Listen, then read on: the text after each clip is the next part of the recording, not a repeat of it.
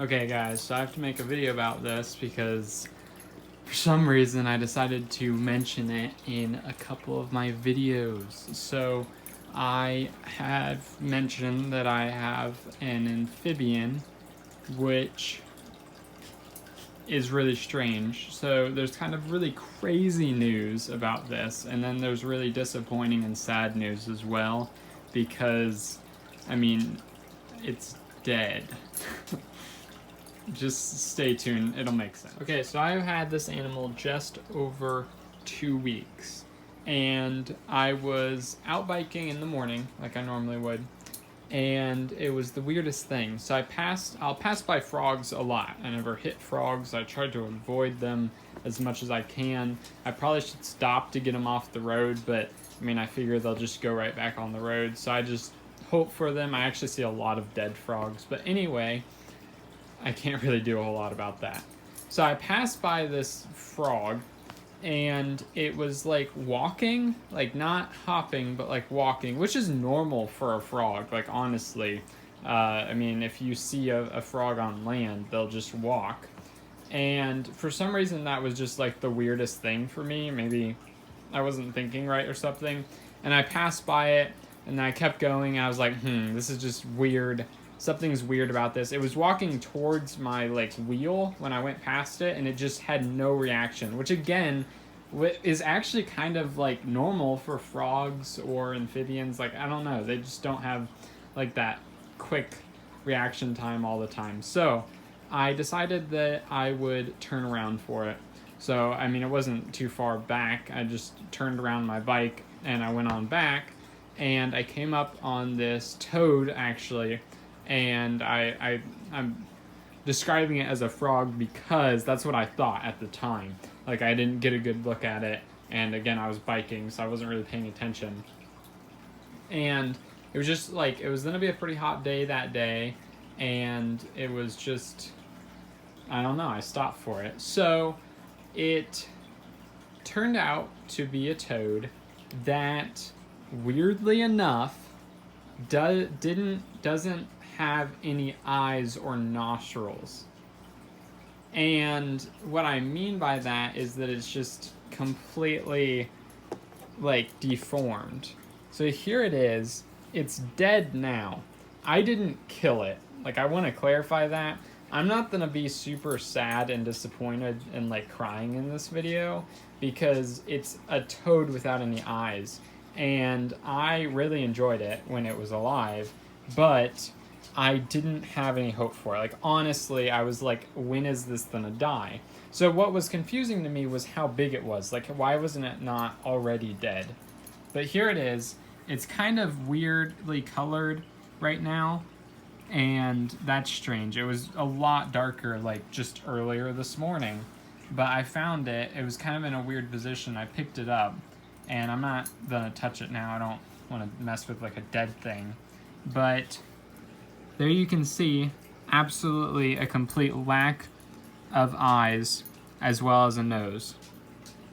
So what did I do with it when I got it? Well, I was about 2 miles away from my house, and I picked it up. I didn't have a water bottle or anything, so I just held it in my hand, and I biked back to my house, because I wasn't, I mean, it was gonna die. Like, I was like positive if it had, for some reason it hadn't already died. But basically, I was super confused why it was so big. Like, it was this size. And on top of that, it was in the middle of the road, and it was going to be a really hot day. So if it didn't like die of dehydration, it was going to get hit by a car. And I went ahead and brought it back, and then I basically set it up. I set it up with substrate at first, but then I was like, no, I need a sterile environment for it. Or not necessarily sterile, but somewhere that I can see if it's defecating and, you know, whatever. And for the first day, I don't think I got it to eat anything, because I put like roaches in front of its face, I put lesser mealworms in front of its face, and I put earthworms in front of its face that were all like appropriately sized. Didn't do anything. So I was like, how the heck did this thing eat in the wild?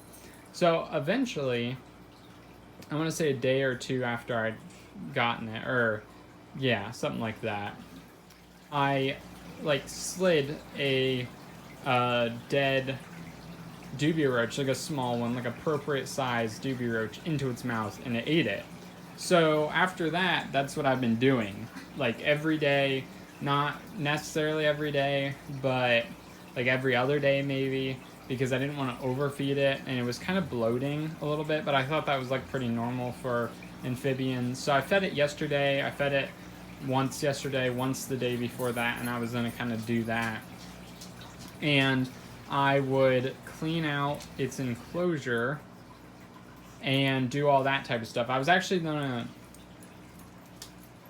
film it and stuff more, but I don't know, I was like rambling one day, but I figure I need to film it now before it's like, because I need to get it out of my room. I don't want like a dead thing just sitting here.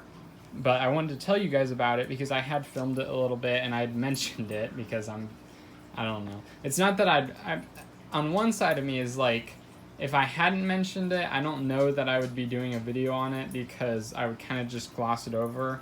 Because like it's just a frog. It's not like I'm trying to hide anything. It's just like, do you guys want to see it? I don't know.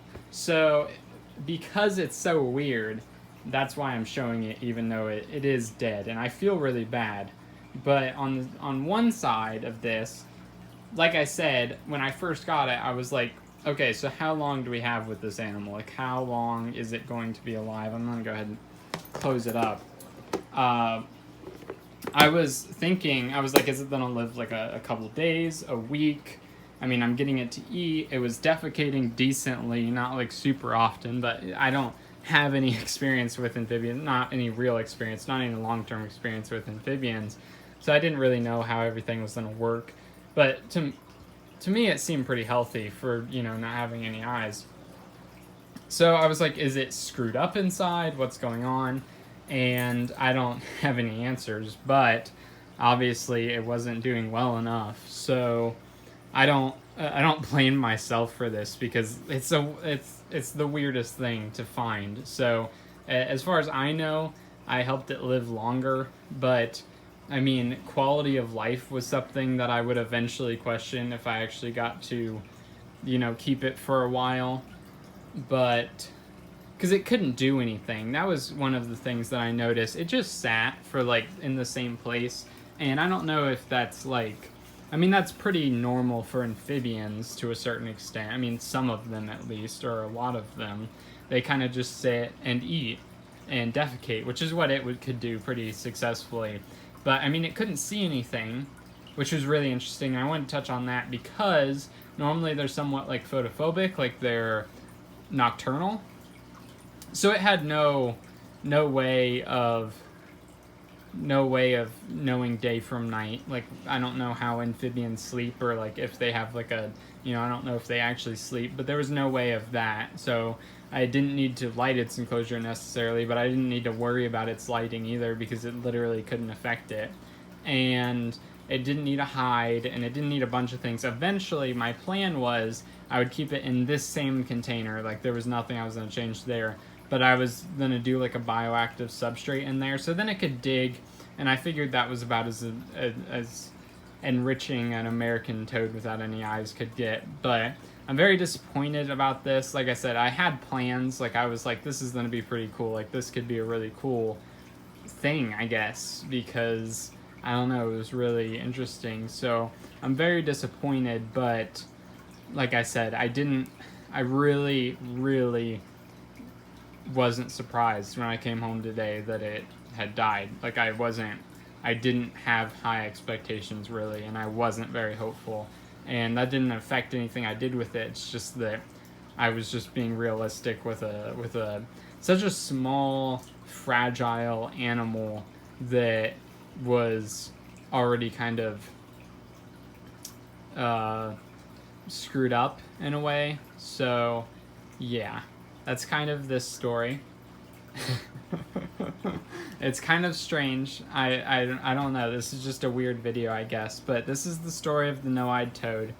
And like I said, I feel really bad about it. I think it was really cool to have.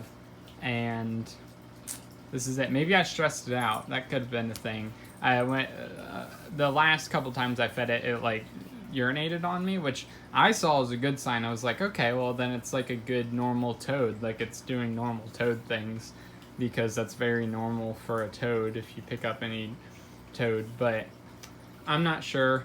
One thing actually, so the reason that I didn't finish filming the other day, because I was going to do a video the other day, and I was like, okay, wait, no, I'm going to wait, because I had it sitting just like this. Okay, this was kind of a fail on my part, and I guess, I mean, it was not good. Like, this is my fault. I had it sitting just like this.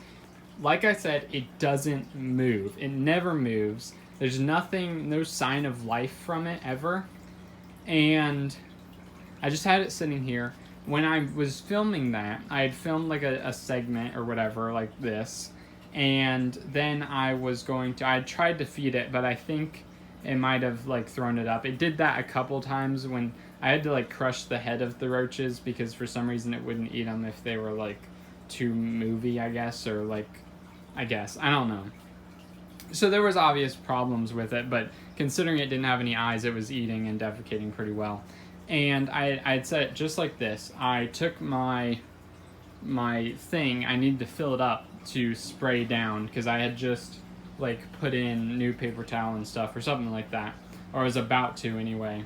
And then I went upstairs and I did that, but while I was doing that, I was babysitting like a kitten. But it wasn't like a kitten, it was like a in-between a cat and a kitten. It was still very, very playful, but it was pretty large already. And it was like in the hallway here, like the laundry room. And I went upstairs, and when I came downstairs, my chair was like this. I mean, it was already, like, I left it like that. And the cat knew to jump up there. And like I said, I had checked where the cat was, and I was like, it won't bother it. It doesn't move. Like, there was no sign. But no, when I walk back in, I just, like, it was like life went into slow motion as the cat just hits this thing right in front of me onto the ground. And I reached for it. Like, I was literally trying to grab it, but I couldn't. And it kind of just flipped over and then fell on the ground. And I, like, undid the thing. The lid was, flipped over. And I took the thing off. And the toad was just sitting there. Like, it was fine. I mean, I took the cat and I put it away for a little while. Because, I mean, I couldn't be too mad at a cat. I mean, it didn't know any better, right? This was my fault, really. And it was on the ground. And that was it. And it seemed fine. It didn't seem to have any reaction. It wasn't like going crazy or nuts or anything. As far as I know, it was fine. It didn't seem to have too much of a reaction. And I put it back in. I like replaced all its stuff, gave it new water and everything. And then I put it back, and I didn't mess with it for like a day because I wanted to let it chill out on its own. So that could be the cause. That might sound stupid to you guys, but like, yeah, obviously that was the cause. But like I said, it didn't seem to do anything from that, and I didn't really know if that, to me, that type of like dramatizing situation for an amphibian, like a toad, really isn't that much to me. Like a healthy animal, that shouldn't really affect them. Now, don't go dropping toads, but like literally, if I was holding a toad and it jumped out of my hand onto the ground, I wouldn't think too much of it, honestly. So, I mean, if you compare that to that, it's pretty much the same thing, and the toad would be fine. So, I mean, the crest geckos, at least, I mean, they're a little bit more hardier than a toad, but they've jumped off, like, my shoulder onto the ground. They've jumped off when their enclosure, like, jumped off of their enclosures when their enclosures were much higher than this. And I don't really think too much of it at this point, because they've done it a couple of times and nothing bad's happened from that. So I obviously don't want that to happen, but it does happen, and I can't really control it all the time, and they're fine. So anyway, this is, like I said, this is the story of the toad with no eyes, and it was an interesting experience for me, and I wish I could have gotten it to survive. But, you know, how I did all I could. So I hope that you guys enjoyed. If you did, like it down below. If you have any comments or concerns, comments below. And if for more content, then subscribe.